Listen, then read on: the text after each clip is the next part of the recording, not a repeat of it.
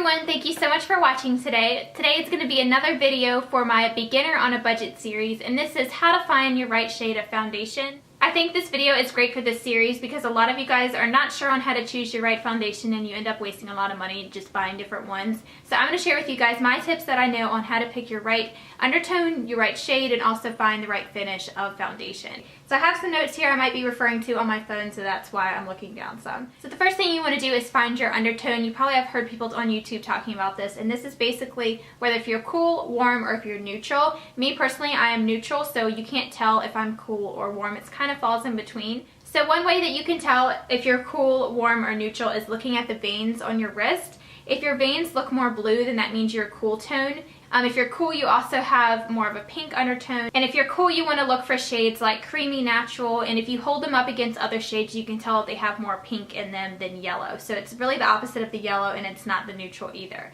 If you have more of a warm skin tone, it's going to have more yellow bases. This is usually people who have darker skin tones, more they say olive skin tones. You also don't have to have really dark skin to have a yellow undertone. A lot of people have the yellow undertone as well. But you can tell that by looking at your veins and seeing if your veins look more green. That means that your skin has more of a yellow tone, so they're showing up green when you look at them.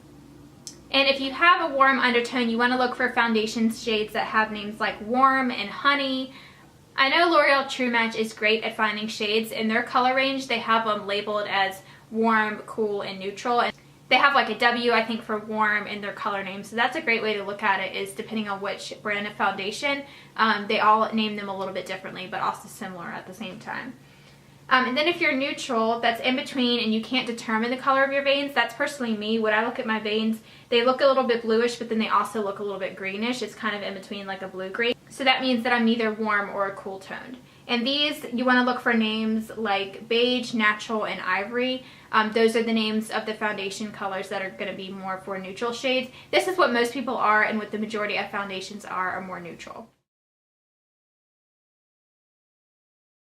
I'm just going to show you guys these three CoverGirl 3-in-1 foundations that I have.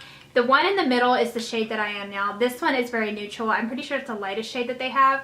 This one over here is definitely more of an, it's called nude beige, but to me it's definitely more of a yellow tone. You can see the difference when they're up beside each other. And then this one over here is creamy natural. It's one of the only shades that CoverGirl has that does have a pink undertone. I tried these out when I was trying to figure out my tone, but definitely this one, you can see up close with the other ones that this one is more pink. This one is definitely more yellow over here on this side. So holding them up side by side, you can really see the difference in them, not just in the shade, like how dark or light, but really in just the tone, because these are all around the same shade, except for this one, it's a little bit dark. So after you find out your undertone, you want to figure out what shade you are. So this means whether if you're really dark or really light. So that's pretty much the easiest part to do. For me, I'm like a few shades lighter than the fairest. But it depends on the brand too. Like the Revlon Color Stay, the fairest shade is really white based. It's for very fair skin tones, and that one is too fair for me. But for the CoverGirl foundations, I find that I have to go with the very lightest shade for the lightest, and that one to me isn't even light enough for some people who have really porcelain skin. So if you have super light skin, then CoverGirl is not going to work for you, or at least not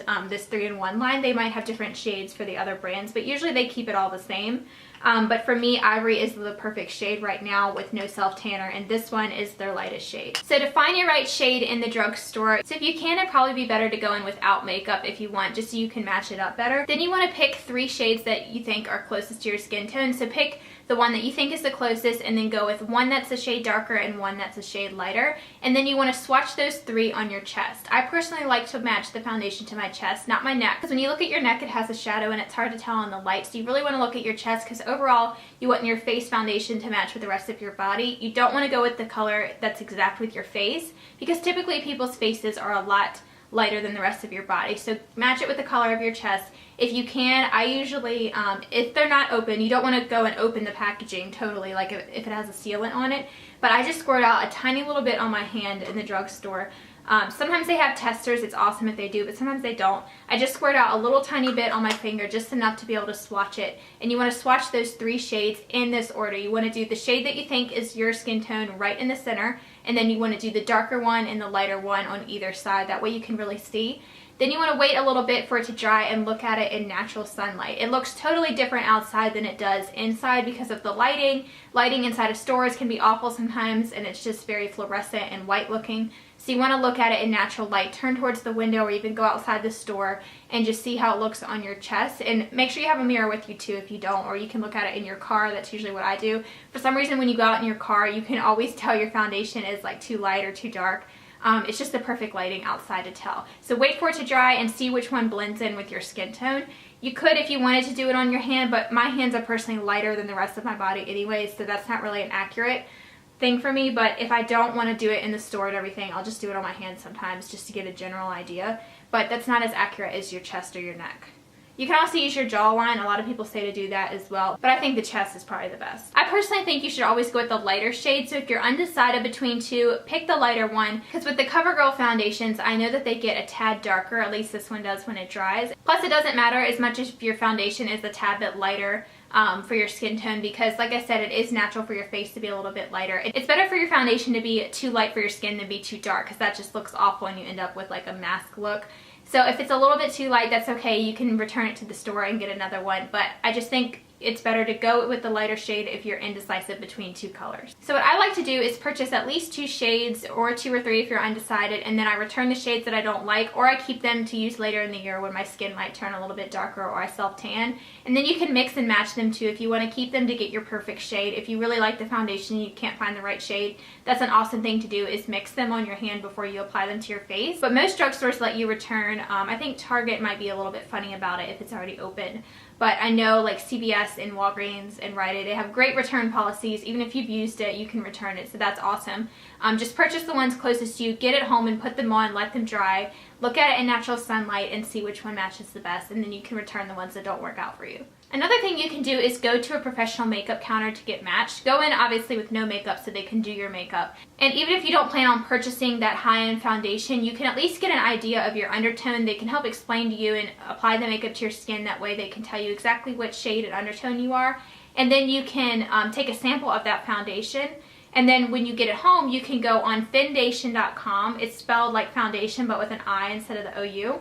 And that website is great because you can put in any foundation name and color and it will give you the exact match for another brand. So say if I went to like an Estee Lauder counter that is in Belk or something and I got color matched with one of their foundations, and I got one of the samples that matches me perfectly, that they match for me, and then I get home and I can put in like the exact match for that Estee Lauder foundation with the CoverGirl one, and it will give me the exact color. So that's an awesome tool that you can use if you know your foundation in one brand but you don't know the foundation shade in another brand. But at least if you go into a counter, if you don't want to purchase anything or get samples or anything, they can at least tell you your undertone and your shade. And Sephora does this as well, and Ulta I'm sure does it with the counters that they have in Ulta, but I know Sephora is usually a great place to get color matched for. And another thing that I really like to do is I like to use color matchers on the company's websites. So when I was looking into purchasing that CoverGirl 3-in-1 foundation, I went on CoverGirl's website and I found their foundation finder or match finder. I forget what it's called, but usually most brands have like a shade finder on their website. So you can go in, you can either upload a picture of yourself or you can look at the models on there and choose which one. And they have like a skin quiz where it asks you different questions about your skin and your hair color and your eye color and everything. And then it will match you with your perfect shade and undertone of foundation from their brand. So that's really awesome. A lot of companies have that. If you can't find it on their website, I just do a Google search. That's what I had to do with CoverGirl because I couldn't find the link to it on their site. I just typed in like CoverGirl foundation finder or CoverGirl shade finder and you should find it. I will leave you links down below to all of this stuff that I'm talking about, the foundation matcher website, and then also the different brands and stuff. L'Oreal True Match, like I said, has the highest range of colors. CoverGirl is getting a little bit better with that, but they're still a little bit limited. And then Revlon also has some really good color shades. I'm going to have more details and stuff on my blog. I'll have all of these tips and stuff listed on there if you want to take them with you or anything. And then also I will have listed what names of foundations usually go with what color, so what you want to look for. I'm also going to have more information on my blog on this blog post that goes with this video about choosing the right finish for your skin type. But just quickly, just know that if you have dry skin, look for something that is a little bit more dewy, that's going to give your skin lots of radiance and add hydration. If you have just normal skin like me, you can really go with either one. I personally like matte textures.